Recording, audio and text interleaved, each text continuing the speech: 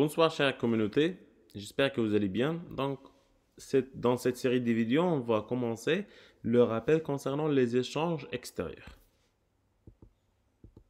Donc, comme vous le savez, les échanges extérieurs, il y a la troisième partie dans notre cours.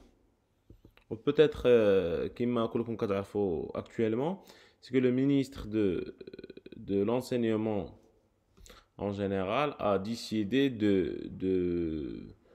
d'arrêter les cours حتى le 14 mars. وغالبا les profs le 14 mars en général في l'économie générale pour l'option ديال l'économie كانوا واصلين je crois l'ajustement linéaire l'ouverture de l'économie. Donc حنا غادي نتريتيو هذا لو شابيتر الاول كامل. L'ouverture de l'économie là, elle est déjà disponible sur ma chaîne. Donc si vous avez des questions là, si vous avez besoin de quoi qu'il soit, vous n'allez qu'à commenter et de demander اشنو خاصكم. Donc on va commencer par les fondements théoriques. Mais avant les fondements théoriques, il faut comprendre qu'est-ce qu'on entend par les échanges extérieurs. Les échanges extérieurs, ce sont des relations économiques, purement économiques, qui mettent en relation les agents économiques résidents يعني الناس اللي كاينين في le territoire national avec le reste du monde. Par exemple, مثلا عندنا l'exportation et l'importation des biens et des services.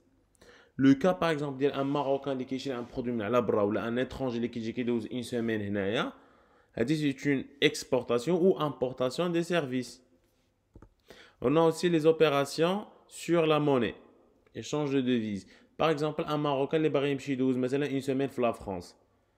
Pour dépenser pour la France ou là pour acheter ou là pour se balader pour la France, il nous faut de la devise. Donc, on doit échanger la devise sur le Maghreb avant de partir à la France.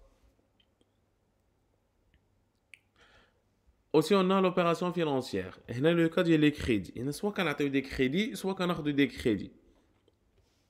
Mais en général, pour le cas du Maghreb, qui a des crédits bzaf de l'Union européenne, de la Banque mondiale, de les pays de Golfe et ainsi de suite. On a dernièrement opération sur capital, c'est participation, investissement direct à l'étranger.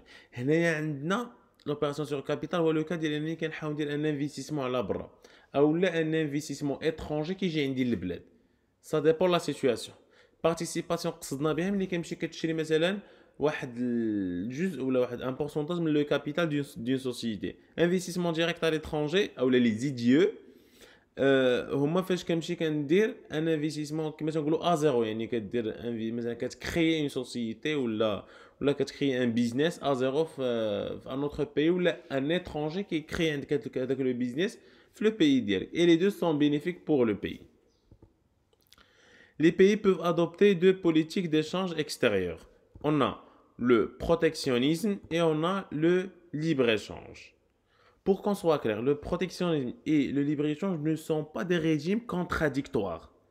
يعني ماشي le protectionnisme هو النقيض ديال le libre-échange.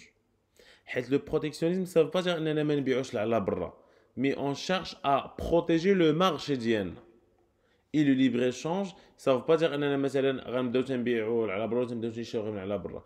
Mais on échange, c'est-à-dire que on libéralise le marché ديالي ou l'économie ديالي devant le reste du monde. مثلا كنعطي la possibilité ديال الناس اللي بغاو يبيعوا عندي, اللي بغاو يديروا عندي les investissements et ainsi de suite.